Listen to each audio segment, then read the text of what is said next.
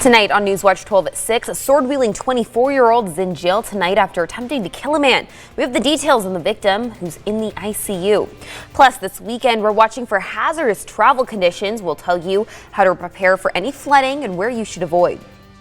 And another storm system is moving in. We're expecting heavy rain, winds picking up tonight, and that is going to continue as we move through the weekend. I'll have more updates coming up in our forecast.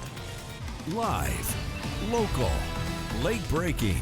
This is NewsWatch 12 at 6. Heavy showers moving across our region later tonight, creating some concerns for flooding and post-holiday traveling. Right now, we're taking a live look at Medford, this view from the People's Bank on Biddle Road. Already seeing some rain with more expected this weekend. Thanks for joining us for NewsWatch 12 at 6. I'm Brinkley Hill. Now, our storm tracker meteorology team is closely monitoring this storm. Let's check in with Sarah right now and see what we can expect for tonight.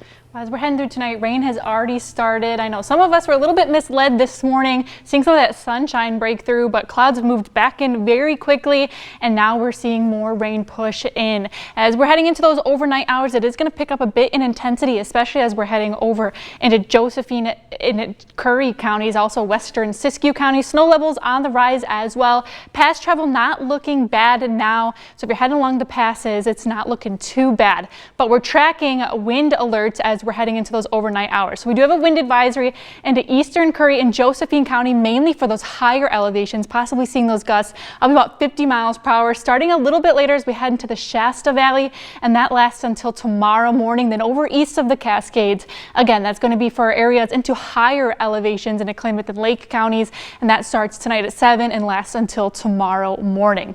But for tonight, we are going to see our temperatures a bit mild into the 40s as we're heading over into our west side valleys. Colder as we're heading over east of the Cascades into the 30s, a mix as we're heading into northern California along the coast into the upper 40s, and rain for all of us across the region. Now, as we head into tomorrow, the rain is not going to stop, and it's even going to pick up as we head into Saturday night into Sunday morning. Because of this, we do have a flood watch issued for Curry, Josephine, Jackson, and Siskiyou counties, where we're expecting quite a bit of rainfall over the next few days. Also, already at the beginning of this week, we had quite a bit fall already, so our main concern is already that saturated soil that's going to continue to soak up that rain as we're moving through the weekend. We'll go into a bit more details of what we can expect tonight, tomorrow, and even heading into Sunday coming up in our next forecast. As our meteorology team is continuing to track that rain and flooding concerns, the City of Talent, Jacksonville Fire Department, and Central Point Public Works have set up sandbag stations. They're free to use, but you have to scoop the sand yourself. In Talent, you can find sand, shovels, and bags in the alley north of Talent Public Works. The same in Jacksonville can be found at their dog park. You can also head to Public Works Corporate Yard in Central Point. Supplies are limited, so the cities are asking you to only take what you need. And this weekend, you're going to want to watch for those dangerous road conditions. Oregon Department of Transportation telling NewsWatch 12 their main concerns are wind and rain causing high water on roads. There's also potential for some landslides and rock falls on highways. Any drivers heading out this weekend should be extra cautious, especially in higher elevations. And one of those higher elevations people might be heading to is Mount Ashland. Now, they did have some ice delays after overnight rains overnight. Today, the second day, Mount A's aerial ski lift was back open after a tree damaged it in late November. You can see that right there. If you plan to head to the mountain this weekend, make sure to plan ahead and pack those tire chains. There are 3 to 4 chain up areas that you can pull off on. You should not stop in the middle of the road. Don't stop in the lanes of traffic. Folks coming up need that constant, steady momentum driving uphill, and it can just be a dangerous situation for everybody. Not only should you prepare for snowy roads, but plan for rain and snow as well as some wind on the mountain. Mount Ashland does release a morning report, so if you can see any delays and expectations for the mountain for the day, we do have a link for those reports on our website, kdrv.com. We'll continue to keep you updated this weekend for any winter-related delays or closures. And hazardous road conditions are considered the primary cause of a fatal crash in Lake County. Earlier yesterday morning, a Toyota crossed the center line of Highway 20, hitting another vehicle. The driver of that Toyota, 30-year-old Christopher Stevens, died at the scene of the crash. The driver of that second vehicle wasn't injured.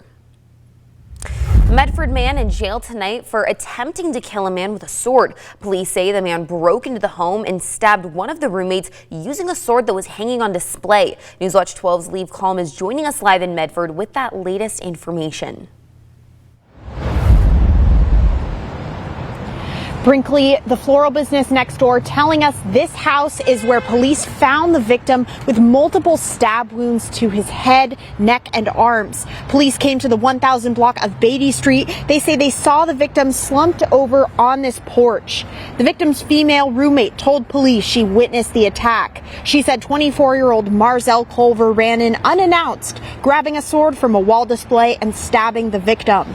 She also said Culver tried to stab her, but she ran into another room before he could. Police were then able to find Culver on Riverside and 10th Street, arresting him.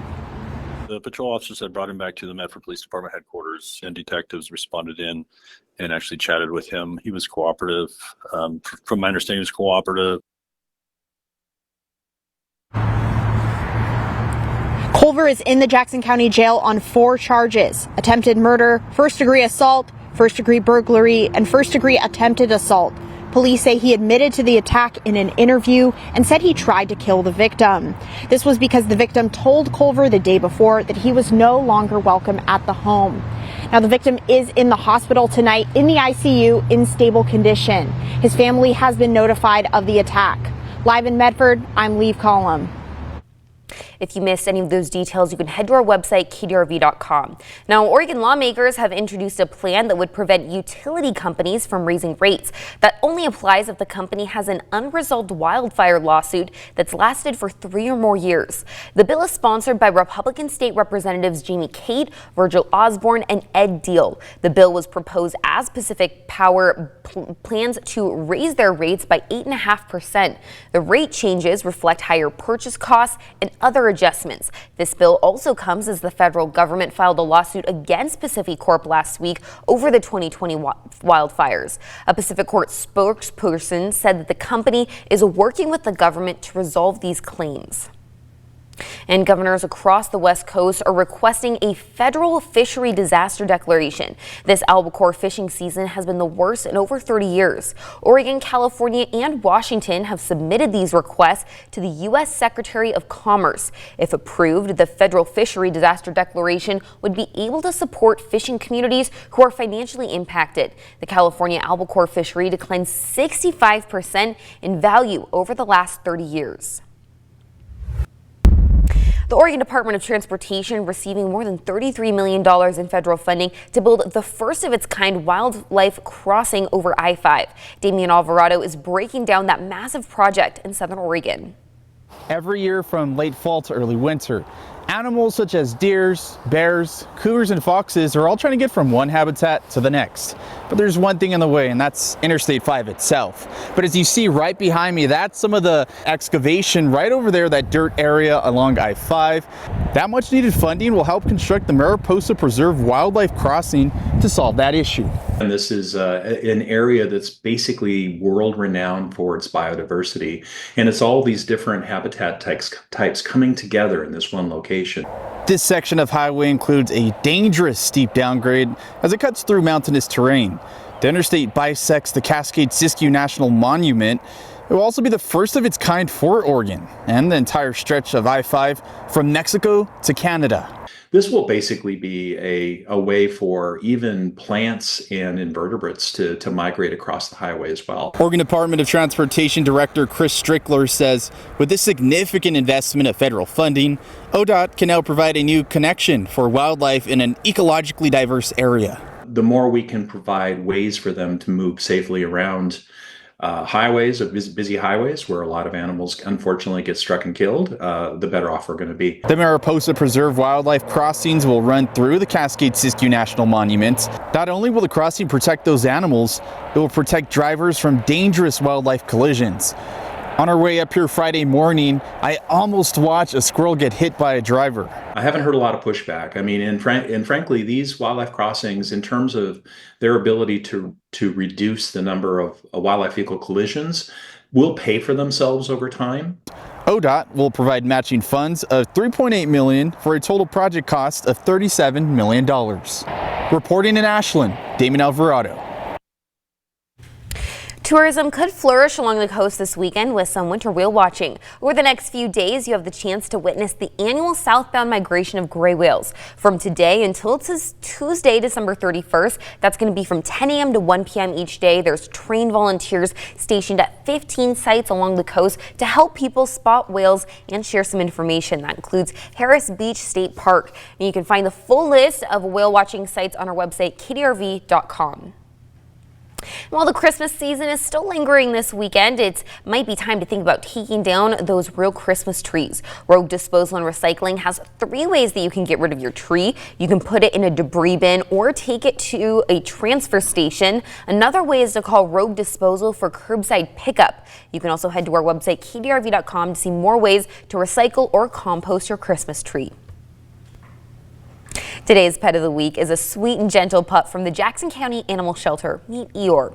Eeyore is a 2-year-old Rottweiler and Coonhound mix who's ready to offer his love to his new family. He has a calm and gentle nature, making him an ideal companion for anyone who values some quiet affection. He already knows some basic commands like sit and lie down, but is very eager to learn more. If you want to meet Eeyore, you can find him at the Jackson County Animal Shelter. Their operation hours are on your screens right now. Eeyore cannot wait to fill your life with warmth and flourish in a home where he can adjust at his own pace.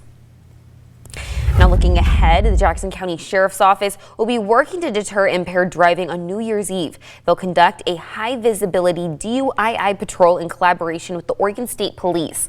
Local law enforcement in Medford, Eagle Point, Ashland, Phoenix, and Talon are reminding Jackson County residents that even one drink can impair a driver.